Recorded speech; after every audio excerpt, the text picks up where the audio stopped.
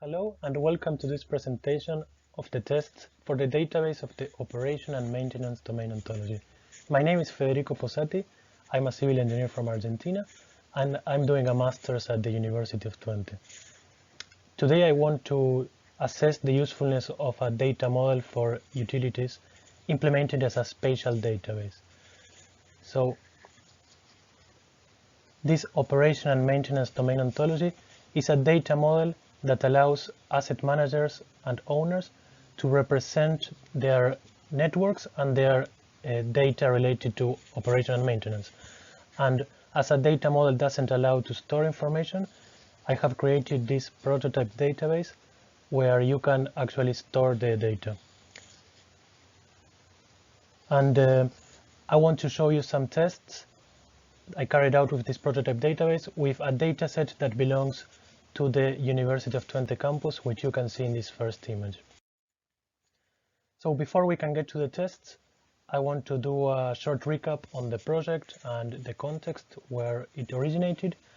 So I have divided the presentation into 3 parts, and since I've already used the words database, storage, and representation, the first part is going to deal with data modeling and what it means for this project.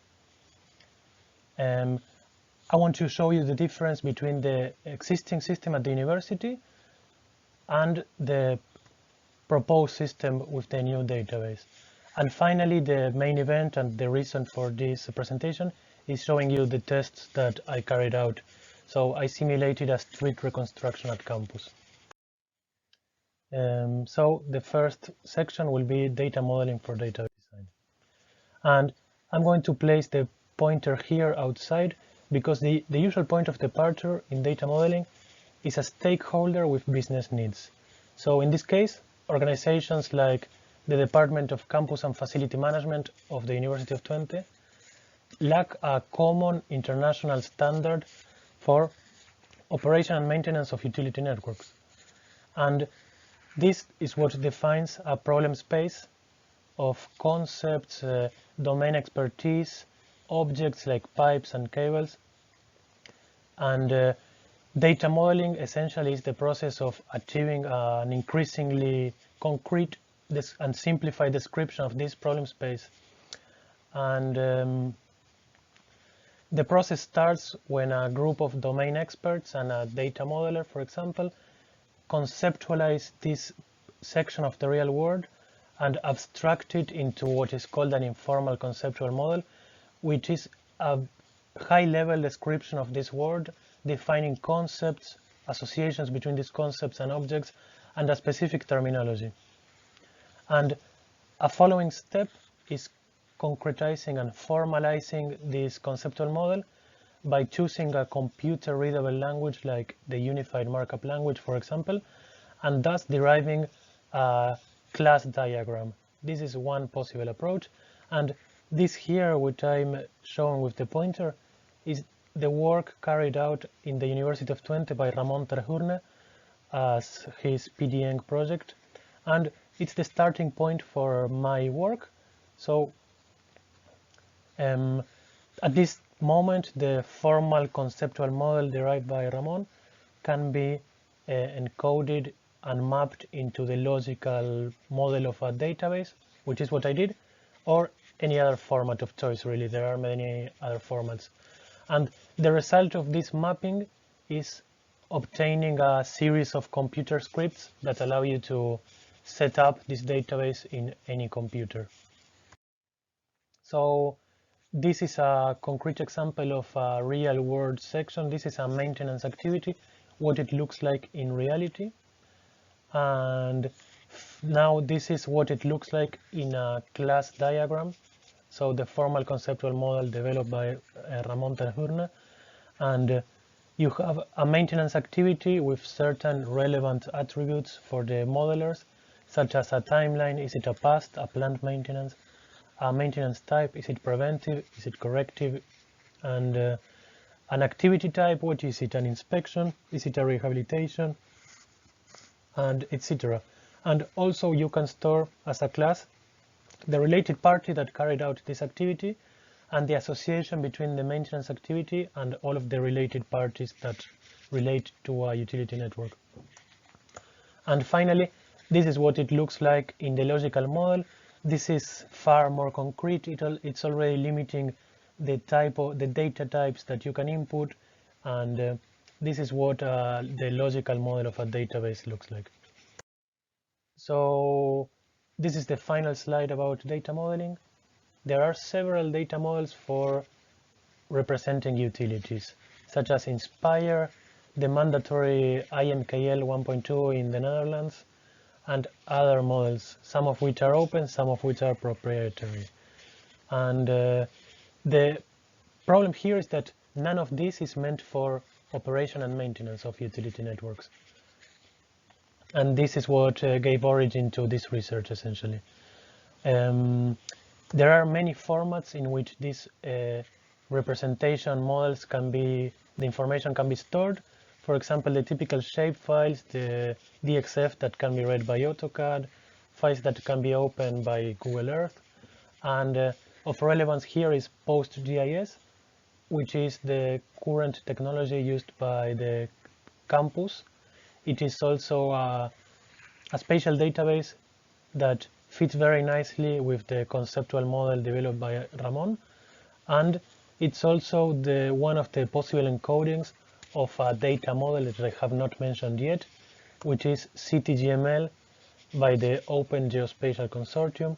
This model allows to essentially modeling cities, buildings, tunnels, bridges, streets, and its importance is that it's extensible, so there is already an extension called the Utility Network ADE that allows to model multiple utility networks in one model with two possible representations, topology and topography. And it's also possible to connect the utilities between themselves. For example, an electricity network, a pump, and a water network. It's also possible to connect to above ground city objects. For example, you can connect an electricity network to street lamps, and thus you can modulate cascading effects if utilities fail, for example. However, this utility network ADE is not geared towards operation and maintenance, and that's where the operation and maintenance domain ontology appears. It is an extension of this combination of CityGML plus utility network ADE, and it's meant for enriching these models with operation and maintenance information.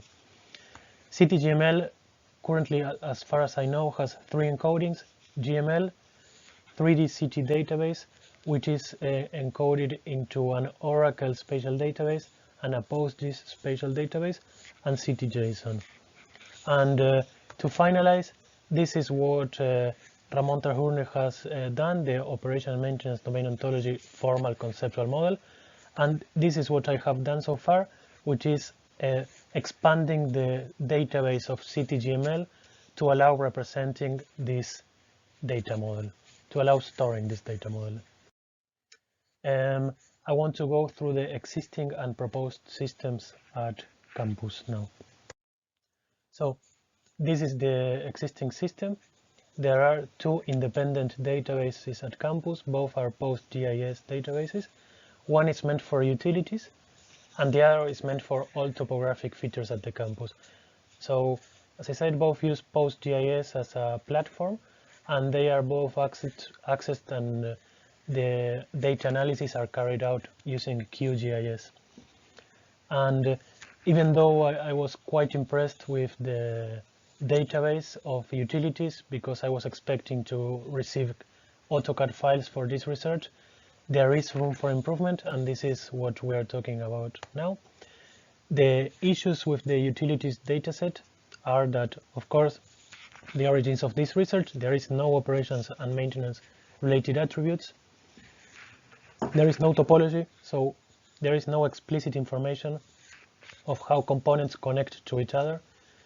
There is only one table shared by all components, so valves, sleeves, pipes, cables, protective elements, everything has to be fitted into this table, which really puts a big limit on what can be represented and how much information about an element you can put, essentially, or store in the model. There are the typical digitization problems with all spatial datasets. For example, lines that should be touching that are not, appurtenances that fall outside of a pipe, so a valve that should be precisely on top of a pipe but is located somewhere else. And there is this attribute text that is used to store very diverse information, and this is not ideal. And the proposed system adds this to the existing system. Basically, it is the same technology. It is PostGIS, it is a spatial database, but it follows the relational model. So instead of having one table, we have multiple tables connected to each other. Going back to the example of the maintenance activity that we showed in data modeling, there is a related party and a maintenance activity, and there is a table connecting both. With a concrete example, this person working for this company has this ID. This table links this related party to a maintenance activity, and so you can essentially link multiple rows of information, which was not possible with the previous system. And also, of course, all of this type of information is new. It's maintenance activities and related parties were not present in the previous moment. And this is just a subset of all the new information you can represent with this model. One final slide before going on to the tests. I downloaded the original datasets as shapefiles from the databases so that I could pre-process them, because shapefiles are quite easy to manipulate. And then I composed this FME transformation workbench that essentially grabs the data from the original dataset and maps it to the data model of the operational maintenance domain ontology and uploads it to the database. This is one of the tables of the database, of the proposed database in PostGIS, and this small picture shows the actual table structure, how they connect to each other, all of the tables. So let's take a look at the setup for the tests now. So in consultation with the Department of Campus and Facility Management of the university, I decided to test the support that the database offers during a street reconstruction at campus. So the street I chose is between the building Carré and Nanolab in the university, and I have divided it into 3 phases. The first phase is an identification phase. It is very similar to a click melding, and the purpose of this phase is finding which pipes, which cables, which appurtenances are in the area, and a set of attributes about all of this. Then there is a decision phase, and here we retrieve information related to the performance of the components and the maintenance history, and with that information you can make a decision whether to replace the pipes, taking advantage of the reconstruction, or leave them as they are. And there is a third phase called execution, and this is basically information for contractors carrying out the renovation. And what we ask here is, where are the valves that shut off the flow to every component in this reconstructed area to, for example, avoid having an insecure worksite? And what are the site conditions? What is the depth of the components? What is the soil? What are the characteristics of the soil? For example, do we need special precautions with the shoring, with the supporting the size of the trench?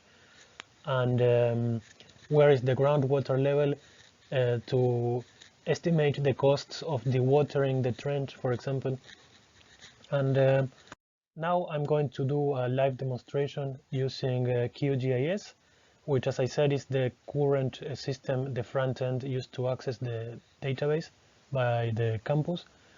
And let's go take a look at that. Okay, let's take a look at the tests that I carried out. This is the Netherlands, and this is the city of Enschede, where the campus of the University of Twente is located. The campus is 146 hectares, and the university basically owns most of the utility networks here, which total about 300 kilometers.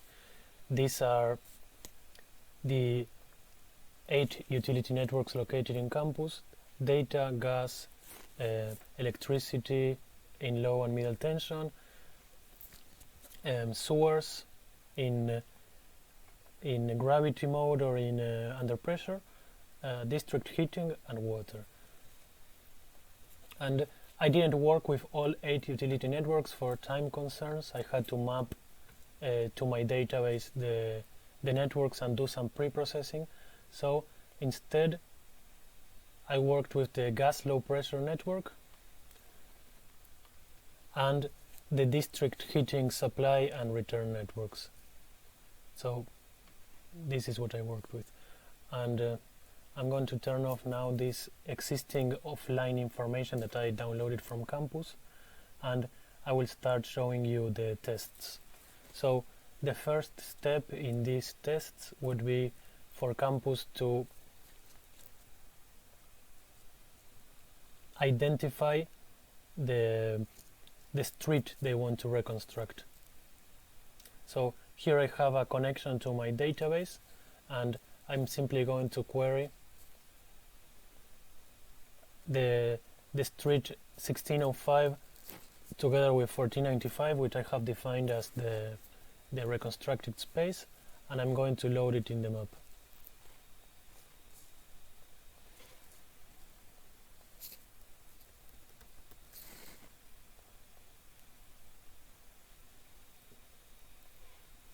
So here you can see this is Nanolab, this is Carre building, and this is all that will be reconstructed. There is this passageway beneath Carre building that also is in the study area. And now I'm going to move on to phase 1 of the street reconstruction, which I called identification. And I'm going to identify all pipes which are located within 1 meter of that street, and within that street, of course.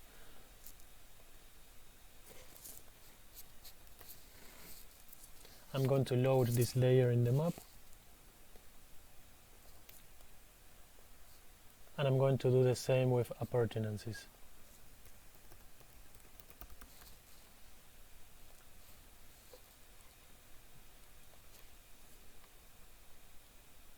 Now I'm going to do a bit of styling here very quickly to be able to identify the pipes by their colors.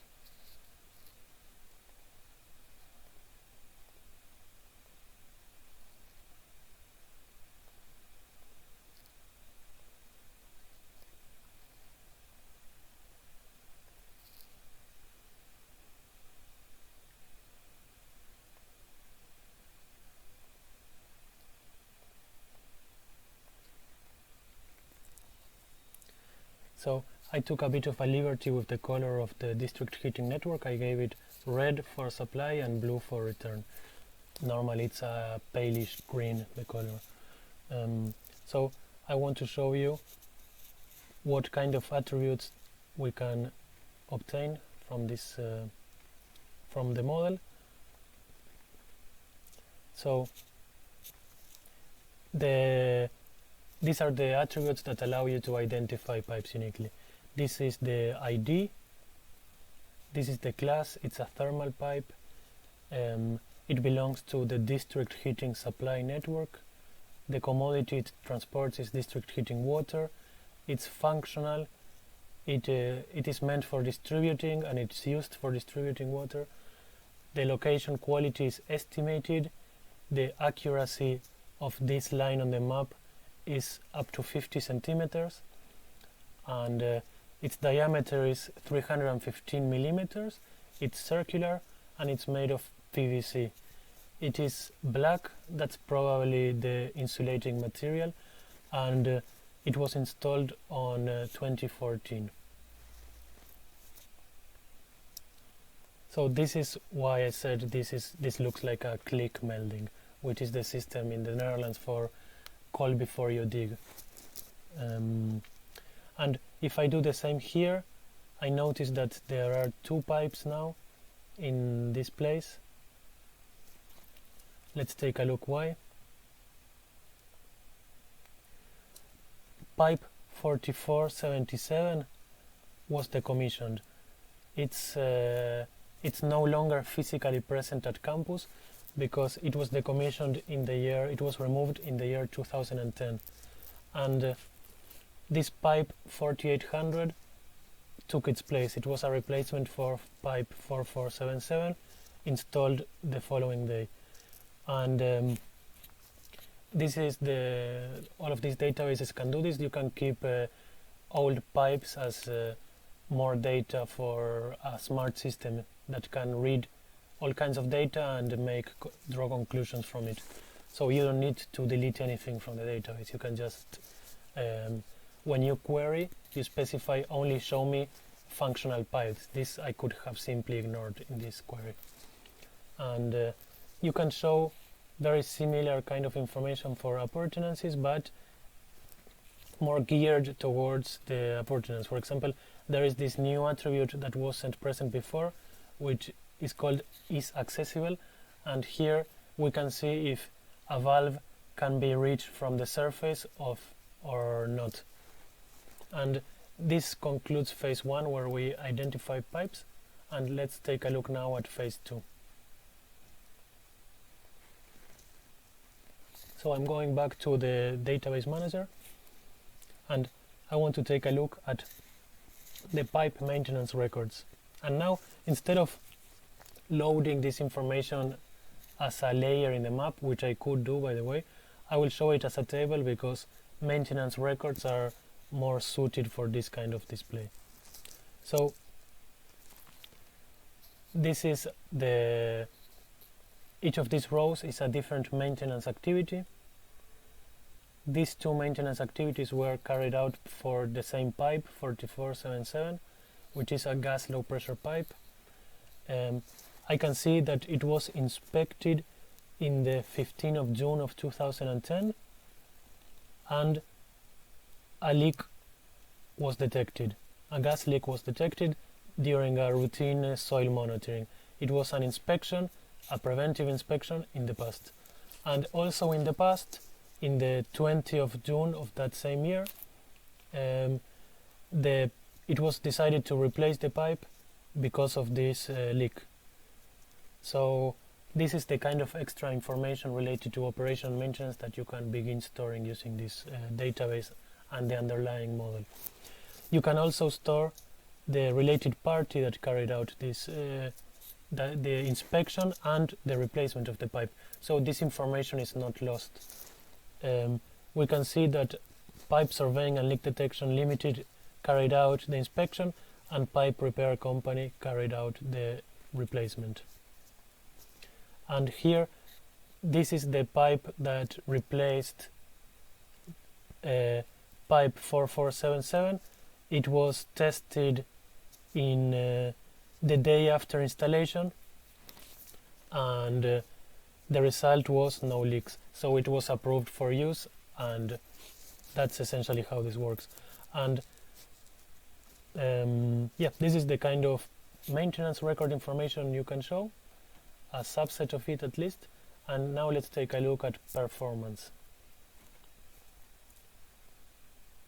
So again, there is a unique identifier for each performance measurement activity.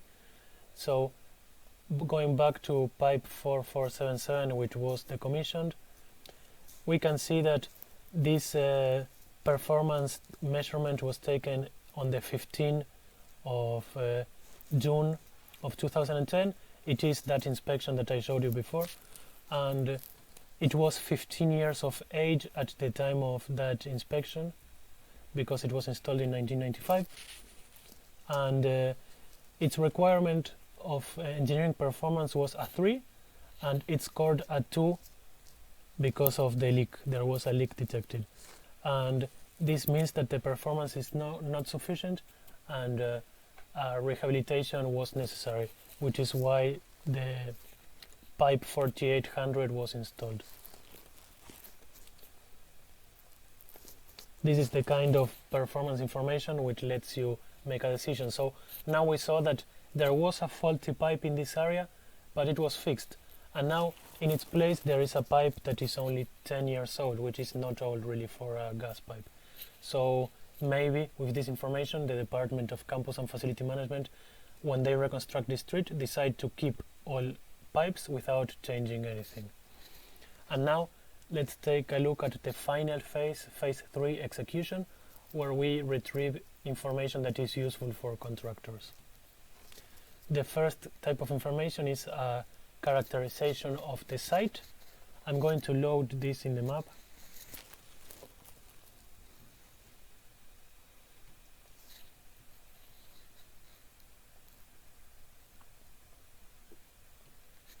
So here I can see the different pipes, and if I open their attributes,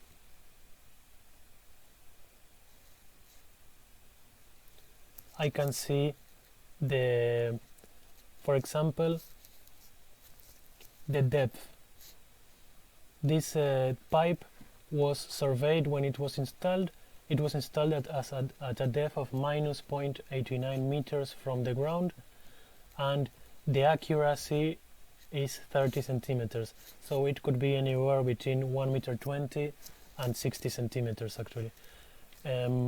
This is the date where the depth was carried out, and you can store as many depth measurements as you want for any single pipe, which I think is quite useful because pipes tend to sink, tend to move around, and so you want to be able to take more than one measurement and to store it in your database. The type of soil is a clay sand, and this would be useful information for a contractor who, based on this information, can estimate together with the depth what kind of trenching support they need, what kind of shoring mechanisms they need to stabilize the laterals of the trench. And with the groundwater, it's at minus 3.1 meters, so it is very likely that no dewatering will be necessary for this pipe. The color of the pipe is yellow, which is very useful to have in case you are digging, because it is very uncertain when you're digging if you have located the pipe you wanted or any other pipe in the vicinity. Okay, let's take a look at one final step of the execution phase.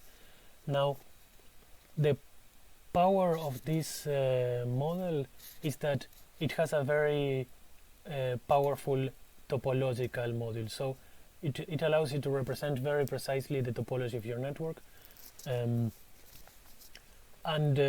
This is useful for many things. I'm going to show you one of the things this is useful for, which is locating all valves that lead back to the source of a commodity. So I can identify a single pipe in this network, and I can perform a routing analysis that goes back with all the possible paths to the source of the commodity and returns the first valve on each return circuit. So let's do that. I'm going to load this in the map as gas valve.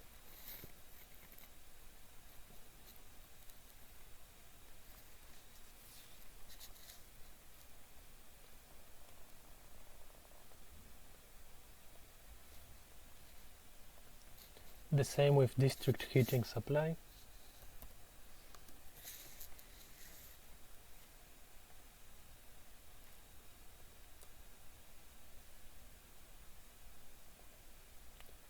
And the same with district heating return.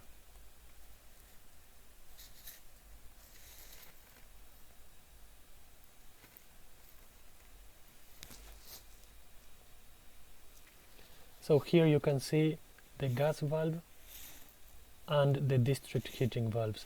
If I now load my offline datasets to show you the networks,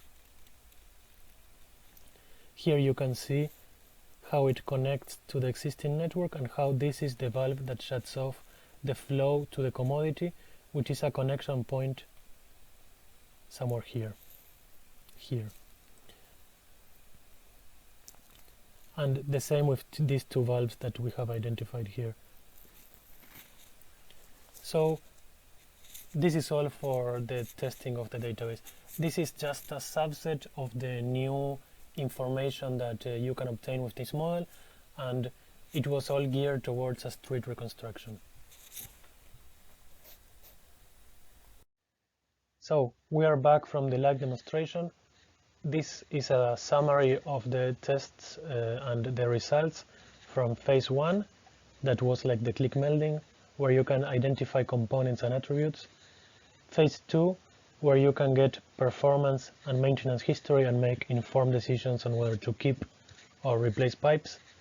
And execution, where we identify valves and site conditions. That was all for this presentation. I want to thank you for your time and for your attention.